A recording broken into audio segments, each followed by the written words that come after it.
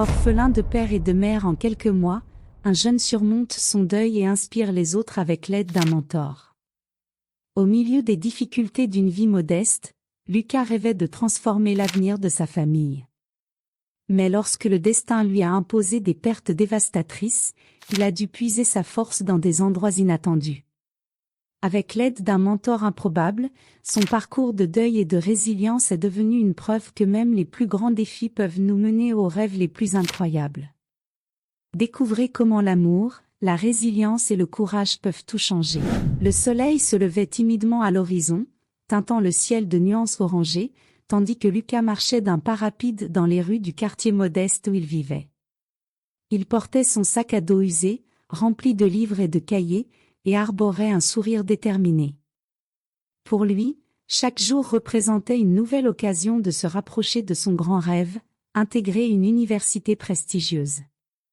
La fierté de ses parents, Anna et Joao, transparaissait dans chacun de leurs gestes de soutien. Lucas, n'oublie pas de manger quelque chose avant de partir, lança Anna depuis la cuisine, tout en emballant de petits gâteaux faits maison destinés à ses clients. Sa voix était douce, mais ferme. Joao, encore vêtu de sa combinaison de mécanicien, buvait une gorgée de café avant de partir à l'atelier. « Ton avenir commence aujourd'hui, mon fils, » dit-il avec un sourire qui, bien que fatigué, reflétait toute son admiration. « Je sais, papa.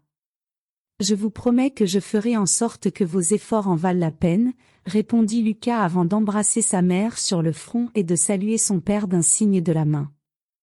Malgré les difficultés financières, la maison de la famille débordait d'amour.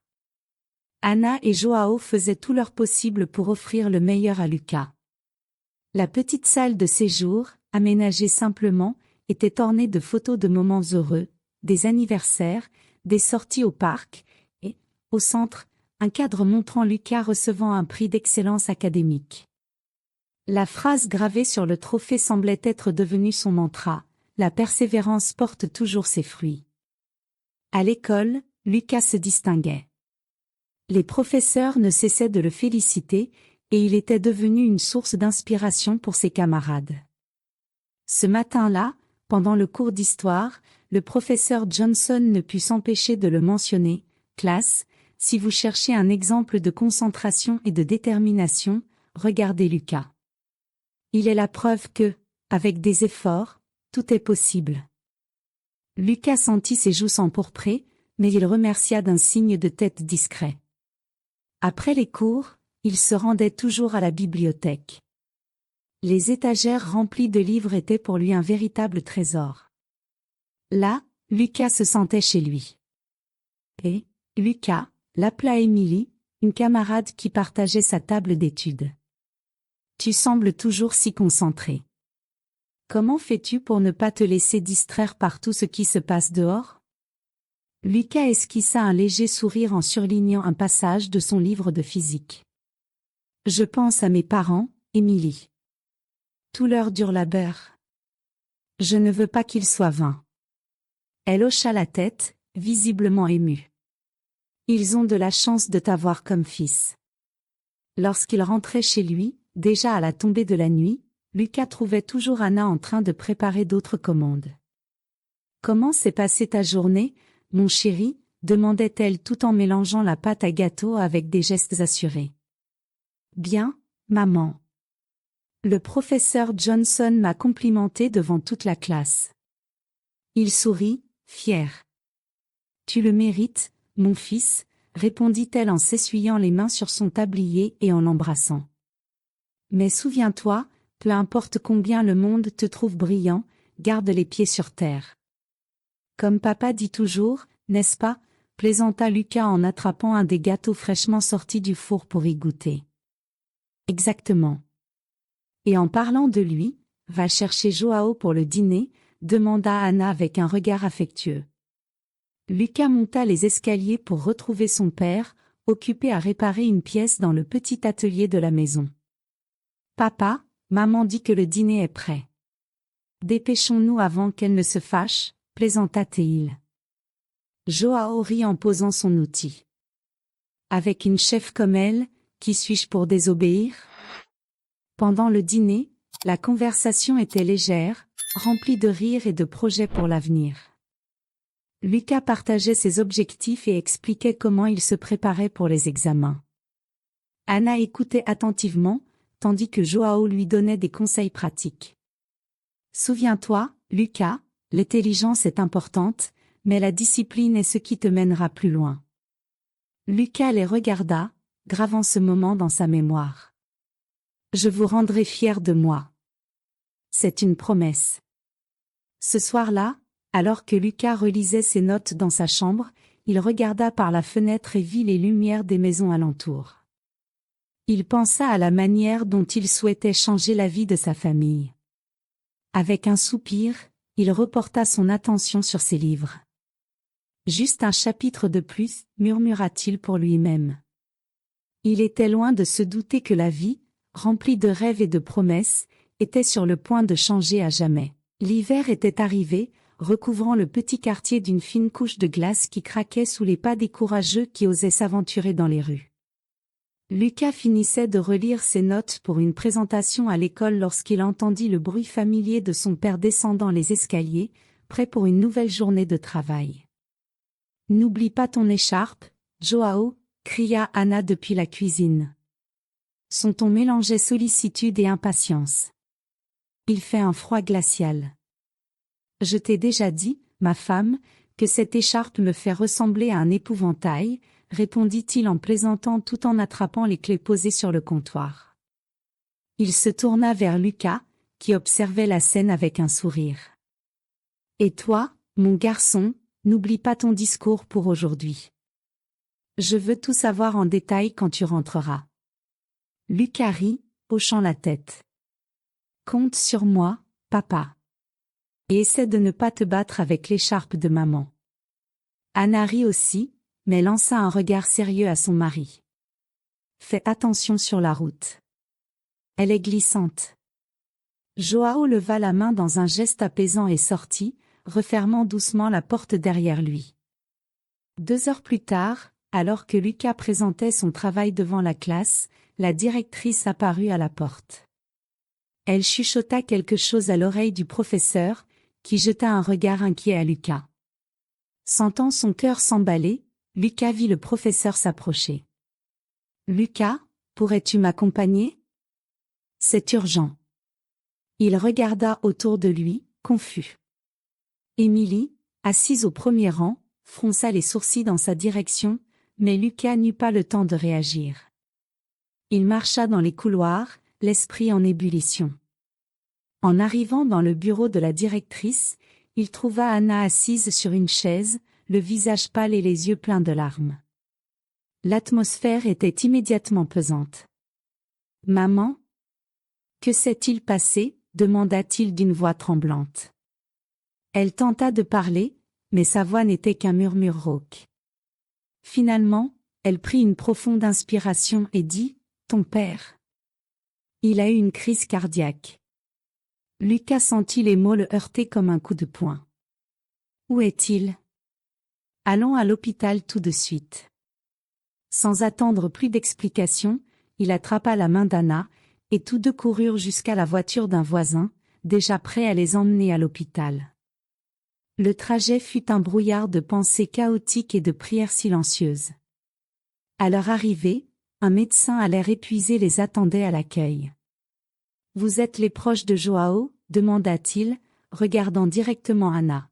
« Oui, c'est nous. »« Comment va-t-il ?» Anna peinait à terminer sa phrase. Le médecin soupira, son visage empreint de tristesse. « Nous avons fait tout notre possible, mais malheureusement, il n'a pas survécu. » Anna porta les mains à sa bouche, étouffant un cri de douleur. Lucas resta figé, incapable de réagir. La réalité semblait lointaine, comme si tout cela n'était qu'un cauchemar dont il allait bientôt se réveiller. Lorsque la vérité finit par s'imposer à lui, les larmes jaillirent, et il serra sa mère dans ses bras avec force. Ce soir-là, le vide à la maison était palpable. Anna s'assit à la table, les yeux fixés sur un point invisible, tandis que Lucas essayait de trouver les mots justes pour la réconforter. « Maman, nous allons surmonter cela. Papa voulait que nous restions forts, tu te souviens?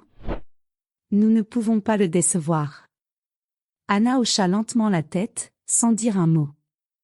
Lucas comprit qu'elle avait besoin de temps, mais sa douleur semblait refléter la sienne. Ce soir-là, allongé sur son lit, il regarda le plafond, se remémorant chaque conversation avec son père, chaque conseil, chaque blague qu'il lui racontait. « Je vais prendre soin de maman, papa. Je te promets que je vais y arriver. » Dans les jours qui suivirent, Lucas se retrouva à assumer des responsabilités plus grandes qu'il n'aurait jamais imaginées. Sa mère, autrefois si pleine de vie, commença à se replier sur elle-même. Il dut concilier ses études avec de petits boulots dans la communauté, livrer des journaux le matin et aider à la boulangerie locale l'après-midi. Chaque tâche semblait une tentative désespérée de maintenir une apparence de normalité, mais le vide laissé par Joao était immense. « Ça va, Lucas ?» demanda Émilie en le retrouvant à la bibliothèque. « Je fais de mon mieux. »« Ma mère a besoin de moi maintenant ?» répondit-il avec un sourire forcé. « Si tu as besoin de quoi que ce soit, appelle-moi. » Sérieusement, insista-t-elle en posant une main sur son épaule. Lucas la remercia d'un signe de tête, mais il savait que ce combat était le sien. Au fond de lui, il croyait encore qu'il pourrait, d'une manière ou d'une autre, tenir la promesse faite à son père, garder la famille unie et honorer leur sacrifice. La cuisine d'Anna, autrefois remplie des doux arômes de pâtisserie et des éclats de son rire, semblait désormais un lieu vide. L'absence de Joao était une plaie béante, mais Lucas faisait de son mieux pour préserver une routine. Chaque matin, il se levait tôt, préparait le petit déjeuner et laissait une assiette pour sa mère, bien qu'il sache qu'elle mangeait rarement. Ce matin-là, alors qu'il préparait son sac pour l'école, il entendit un faible bruit venant de la chambre d'Anna. « Maman ? Tout va bien ? » demanda-t-il, s'arrêtant devant la porte. « Oui, mon fils, » répondit-elle d'une voix étouffée. « Je suis juste un peu fatiguée aujourd'hui. » Il ouvrit lentement la porte et trouva Anna assise sur le lit, le regard perdu par la fenêtre. Lucas s'approcha et s'agenouilla à ses côtés. « Tu veux que je reste à la maison aujourd'hui ?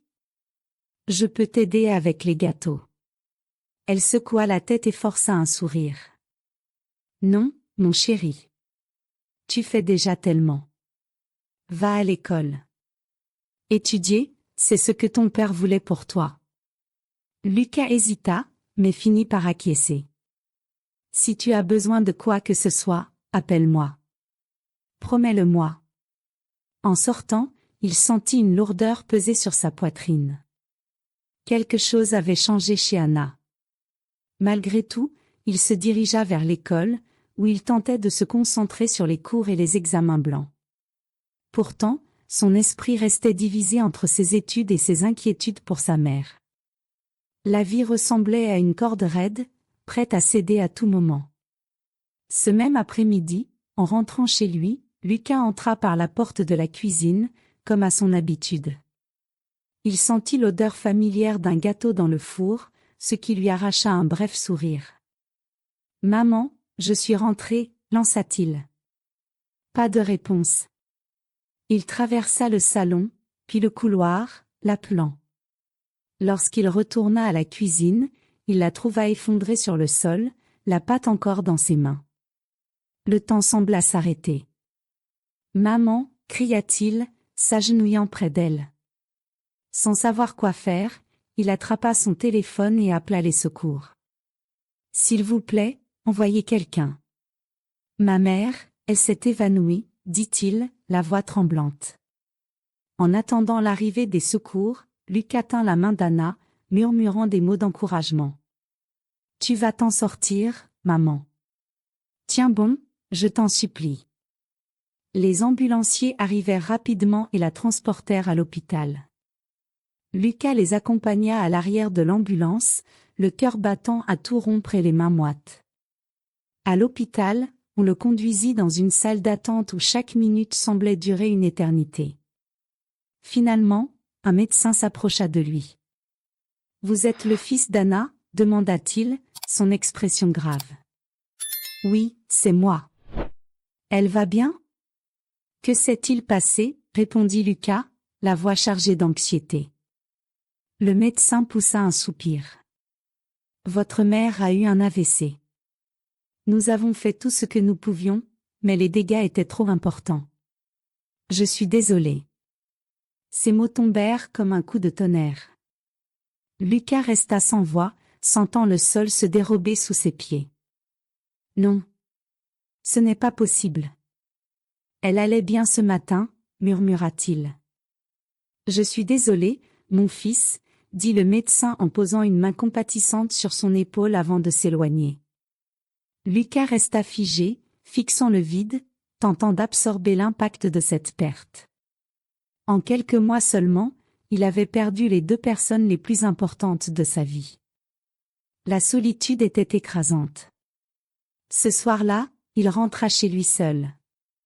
La cuisine, avec le gâteau qu'Anna avait commencé à préparer encore dans le four, semblait un cruel rappel de ce qu'il avait perdu.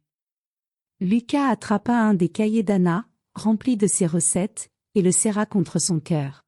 « Je te promets de continuer, maman.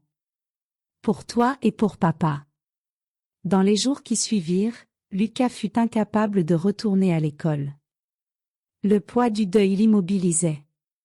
Ce fut seulement lorsque le professeur Richard le convoqua pour une discussion que quelque chose commença à changer. « Lucas, puis-je te parler après le cours ?» demanda Richard, un homme au regard serein et à la voix apaisante. « Je ne sais pas si je peux, » répondit Lucas, évitant de croiser son regard. « S'il te plaît. Donne-moi juste 15 minutes. J'aimerais savoir comment tu vas. » Lucas accepta à contre-séhur. Après les cours, il retrouva Richard dans une salle vide. Le professeur l'écouta patiemment, sans l'interrompre. Lucas lui raconta tout, la perte de son père, l'AVC de sa mère, le vide qu'il ressentait. Lorsqu'il termina, Richard posa une main ferme sur son épaule. « Lucas, tu n'as pas à affronter cela seul. Je suis là pour t'aider. Tes parents croyaient en ton potentiel, et tu dois y croire aussi. Nous trouverons une façon d'avancer. » Pour la première fois depuis des semaines, Lucas ressentit une étincelle d'espoir. Peut-être, juste peut-être, qu'il pourrait trouver un chemin pour aller de l'avant. Les semaines qui suivirent la conversation avec le professeur Richard furent un tourbillon d'émotions pour Lucas. Bien qu'encore plongé dans le deuil, les paroles de Richard résonnaient en lui comme une encre. Tu n'as pas à affronter cela seul. Pour la première fois depuis longtemps, Lucas sentit qu'il avait quelqu'un à ses côtés. Richard commença à l'inviter à des rencontres informelles dans le laboratoire de physique après les cours. Ils discutaient non seulement de formules et de concepts, mais aussi de la vie. « Tu sais que j'ai aussi perdu mes parents jeunes », confia Richard un après-midi, tout en rangeant des équipements dans le laboratoire. Lucas releva les yeux, surpris. « Non, je ne le savais pas, monsieur. » Richard esquissa un sourire doux. « J'avais ton âge quand c'est arrivé. Perdre ce qu'on aime, c'est comme être poussé d'un bateau dans des eaux profondes. C'est effrayant, mais tu sais ce que j'ai appris? Même sans le bateau, on finit par apprendre à nager. Et il y a des gens pour t'aider à garder la tête hors de l'eau. » Lucas réfléchit à ces paroles, sentant un poids sur sa poitrine s'alléger, ne serait-ce qu'un peu. « J'ai l'impression d'avoir échoué avec eux. » Lucas, tes parents savaient combien tu les aimais. Et je parie que, où qu'ils soient, ils espèrent que tu continues de nager. Ce soir-là, Lucas rentra chez lui avec quelque chose qu'il n'avait pas ressenti depuis des mois, un but. Il ressortit ses cahiers d'études du fond d'un tiroir, nettoya son bureau et établit un plan. Il commencerait par de petites étapes. « Vos sacrifices ne seront pas vains », murmura-t-il pour lui-même. Dans les jours qui suivirent, Richard devint une figure de plus en plus présente dans la vie de Lucas. Il l'aida à retrouver sa concentration pour ses études et l'encouragea à reprendre les examens blancs. Mais la transformation ne fut pas facile. À plusieurs reprises, Lucas fut submergé par le découragement. « Je ne sais pas si je peux y arriver, monsieur », avoua-t-il un jour, laissant tomber son crayon sur la table avec frustration. Tout semble si lourd. Richard le regarda avec patience et répondit, « Tu n'as pas besoin de tout porter d'un coup. Parfois, il suffit de faire le pas suivant. Concentre-toi sur ce qui est devant toi, Lucas. Le reste viendra en temps voulu. » Petit à petit, Lucas commença à y croire. Il retourna à la bibliothèque de l'école, qui redevint son refuge. Il y passait des heures à absorber le contenu des livres et à tester ses connaissances. Émilie, qui étudiait aussi sur place, proposa son aide. « Je peux corriger tes rédactions si tu veux », suggéra-t-elle en posant une pile de feuilles sur la table. Lucas la regarda, surpris. « Tu ferais ça pour moi ? » ?»« Bien sûr. »« À quoi servent les amis sinon à aider en cas de crise ?» plaisanta-t-elle en clignant de l'œil. Au fil des mois, Richard fit plus que simplement offrir un soutien émotionnel. Il aida Lucas à postuler pour des bourses d'études et contacta des amis qui pouvaient le guider. « J'ai un ami qui travaille dans une entreprise de technologie. Il cherche des stagiaires. Je pense que tu serais parfait, » déclara un jour le professeur en tendant une brochure à Lucas. « Un stage ? Mais je n'ai même pas encore intégré l'université, » répondit Lucas, incrédule. « Cela n'a pas d'importance. Ce qui compte, c'est ta détermination, et ils le verront. Fais-moi confiance. » Lucas suivit son conseil, à sa grande surprise, décrocha le poste. Peu à peu, les pièces de sa vie commencèrent à se réorganiser. Il recommença à rêver d'un avenir, cette fois non seulement pour honorer ses parents, mais pour lui-même. Le jour de sa remise de diplôme arriva comme un symbole de renaissance. En montant sur scène pour prononcer son discours, Lucas prit une profonde inspiration et regarda la foule. Richard était là, assis au premier rang, aux côtés d'Émilie et d'autres professeurs qui avaient toujours cru en lui. D'une voix tremblante, il commença, « Aujourd'hui est un jour spécial, mais aussi un jour de gratitude. Je remercie mes parents, Anna et Joao, qui m'ont appris la valeur de l'amour et du travail acharné. Je remercie le professeur Richard, qui a été mon phare quand l'obscurité semblait infinie. » Alors qu'il parlait, des larmes coulèrent, mais sa voix resta ferme. « Cette victoire n'est pas seulement la mienne. Elle appartient à tous ceux qui ont cru en moi. » En terminant, la salle explosa en applaudissements. Richard sourit, essuyant une larme rebelle. Pour Lucas, ce moment était la confirmation que, même face aux plus grandes adversités, il est possible de trouver la force et la rédemption. La brise fraîche du matin caressait le visage de Lucas alors qu'il marchait sur le campus de l'université. Le bâtiment moderne de technologie se dressait devant lui, symbolisant une nouvelle étape de sa vie. Le chemin pour en arriver là avait été ardu, mais chaque pas, chaque larme et chaque conversation avec le professeur Richard et ses amis l'avaient préparé à ce moment. Durant ses premiers mois à l'université, Lucas s'immergea totalement dans ses études et dans le stage que Richard l'avait aidé à obtenir. Le rythme était intense, mais il se sentait revivre. Chaque réussite, aussi petite soit-elle, semblait être un hommage à ses parents et à son professeur qui avait cru en lui. Un soir, alors qu'il travaillait sur un projet de codage, une notification illumina son téléphone. C'était un message de Richard. « J'ai un café demain après-midi. Que dirais-tu de m'y retrouver ? J'ai une idée qui pourrait t'intéresser. » Lucas sourit et répondit rapidement, « Je serai là, professeur. J'ai hâte d'en savoir plus. » Le lendemain après-midi, au café local, Richard l'attendait déjà. Il fit un signe de la main à Lucas en le voyant entrer et lui désigna une chaise en face de lui. « Ton stage semble bien se passer. Tu as des cernes, c'est un bon signe, » plaisanta-t-il. Lucas rit en s'asseyant. « On peut dire que le travail me tient occupé. Mais vous, professeur ? Quelle est cette idée mystérieuse? Richard but une gorgée de son café avant de répondre. As-tu déjà pensé à la façon dont tu pourrais aider d'autres jeunes comme toi? Ceux qui traversent des épreuves et ont besoin d'un coup de main pour ne pas abandonner? Lucas fronça les sourcils, intrigué. J'y pense tout le temps, mais je ne sais pas encore comment m'y prendre. Et si nous construisions quelque chose ensemble, suggéra Richard, les yeux pétillants. Un fonds d'aide pour les étudiants. Pas seulement un soutien financier, mais aussi un mentorat, pour les aider à surmonter leurs défis et atteindre leurs rêves. Lucas resta silencieux un instant, absorbant l'idée. Il se souvenait des jours où il avait songé à abandonner, des conversations avec Richard qui l'avaient ramené à la surface, et des mots de ses parents, qui l'avaient toujours encouragé à persévérer. J'adore l'idée, dit-il enfin avec un sourire déterminé. Et je sais exactement comment nous devrions l'appeler, le fonds Anna et Joao. Richard acquiesça, visiblement ému. Tes parents seraient très fiers de toi.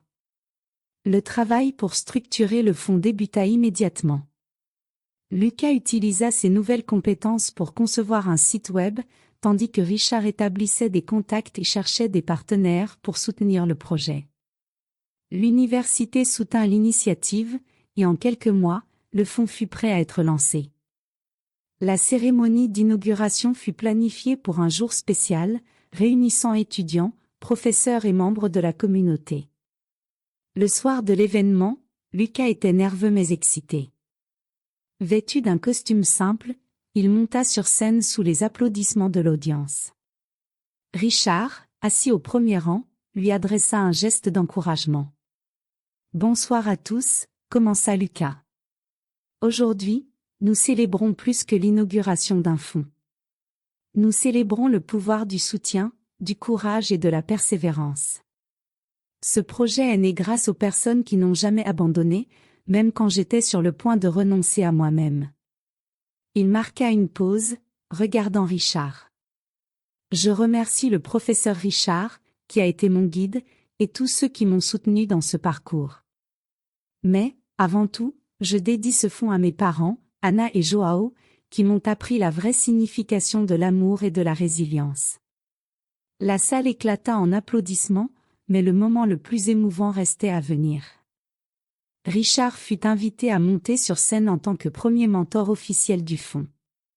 Il se leva lentement, un sourire empreint de fierté et d'émotion sur le visage. « Lucas, tu m'as inspiré plus que tu ne le crois, » commença-t-il. « La vie est faite de rencontres, et la nôtre a été un cadeau. J'espère que ce fonds portera le message d'amour et de détermination que tes parents ont laissé en héritage. Merci de m'avoir permis d'en faire partie. » Lucas serra la main de Richard avant de l'enlacer, tandis que le public se levait pour une ovation. Il leva les yeux vers le ciel, ressentant une paix inexplicable. À cet instant, il était sûr que ses parents souriaient, fiers de l'homme qu'il était devenu. À partir de ce jour, Lucas consacra sa vie à inspirer et à soutenir les autres. Le fonds grandit, aidant des centaines de jeunes à trouver leur chemin vers leurs rêves. Et, à chaque conversation avec un étudiant, Lucas répétait les mots qui avaient changé sa vie. « Tu n'as pas à affronter cela seul. » Des années s'étaient écoulées depuis le lancement du fonds Anna et Joao, et Lucas était devenu une référence non seulement dans son domaine, mais aussi comme mentor et leader communautaire. Diplômé avec les honneurs de l'université, il occupait désormais un poste prestigieux dans une entreprise renommée de technologie tout en continuant à étendre la portée de son fonds. Ce matin-là, alors qu'il classait des documents à son bureau, Lucas reçut un email qui fit naître un sourire nostalgique sur son visage. C'était un message de Ryan, l'un des premiers bénéficiaires du fonds, qui venait de terminer ses études d'ingénieur et souhaitait remercier Lucas personnellement pour tout ce qu'il avait fait. « Cher Lucas, je tiens à vous dire que, sans le fonds Anna et Joao, je n'aurais jamais pu arriver là où je suis aujourd'hui. Vos paroles et votre exemple m'ont inspiré à continuer, même lorsque je pensais qu'il n'y avait plus d'issue. Merci d'avoir cru en moi, même sans me connaître. J'espère pouvoir un jour rendre ce que vous m'avez donné. Lucas lut ces mots plusieurs fois, ressentant une fierté grandissante. Il ne put s'empêcher de repenser au moment où lui-même avait désespérément besoin d'un soutien, et aux fois où Richard lui avait dit de ne jamais abandonner. Il répondit immédiatement à l'email, invitant Ryan à se joindre à lui et à Richard au prochain événement du fonds. Cette année, la cérémonie avait une importance particulière. Elle marquait le 10e anniversaire du fonds Anna et Joao, et Lucas avait prévu quelque chose d'exceptionnel. L'événement se déroulerait dans l'auditorium de son ancienne université, décoré avec des photos et des histoires des jeunes que le fonds avait aidés. Parmi les invités d'honneur se trouvait Richard, qui, bien qu'à la retraite, restait impliqué en tant que mentor et conseiller. Le soir de l'événement, Lucas était à la fois nerveux et excité. En entrant dans l'auditorium, il vit la salle comble, professeurs, étudiants, amis et familles des bénéficiaires. Sur la scène, une bannière affichait en grandes lettres « Des défis naissent les rêves ». Richard fut le premier à prendre la parole. Avec le même ton serein que Lucas admirait tant, il partagea des histoires émouvantes sur les jeunes qui avaient bénéficié du fonds. Chacun des visages présents ici représente bien plus que de la résilience. Ils incarnent la force que nous trouvons lorsque quelqu'un croit en nous, dit-il, posant un regard appuyé sur Lucas. Et Lucas est l'incarnation parfaite de cette force. Lorsque ce fut au tour de Lucas, il monta sur scène et inspira profondément avant de commencer. Il y a de nombreuses années, alors que je me sentais perdu et sans direction, un professeur incroyable m'a dit quelque chose qui a changé ma vie, tu n'as pas à affronter cela seul. Ces mots ont résonné en moi pendant des années, et aujourd'hui, en vous regardant tous, je vois à quel point ils sont vrais. Il marqua une pause, observant l'auditoire. Ce fonds est une extension de l'amour et du soutien que j'ai reçu. C'est un hommage à mes parents, Anna et Joao, qui m'ont appris qu'au milieu des plus grandes adversités, il est possible de trouver la lumière. C'est aussi une célébration pour tous ceux qui n'ont jamais renoncé à leurs rêves, même quand tout semblait impossible. Les applaudissements s'intensifièrent, et Lucas sentit les larmes lui monter aux yeux. Il leva les yeux vers le plafond de l'auditorium, ressentant une connexion inexplicable avec ses parents.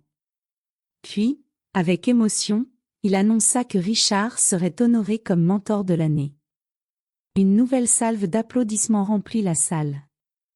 Après l'événement, Richard rejoignit Lucas alors qu'ils observaient les invités discuter et échanger.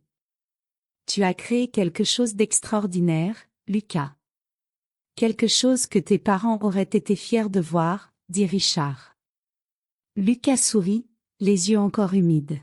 « Je n'ai fait que suivre leur exemple, et le vôtre, professeur. Je n'aurais pas pu faire cela seul. » Ils restèrent silencieux un moment, savourant l'instant. « Tu sais, Lucas, » dit Richard, « les rencontres comme la nôtre ne sont jamais le fruit du hasard. La vie a une manière de nous réunir avec les bonnes personnes, au bon moment. » Lucas hocha la tête avec un sourire. « Et j'espère que nous pourrons continuer à faire cela pour bien d'autres jeunes. » Alors que les invités commençaient à se disperser et que la soirée touchait à sa fin, Lucas ressentit une profonde sérénité.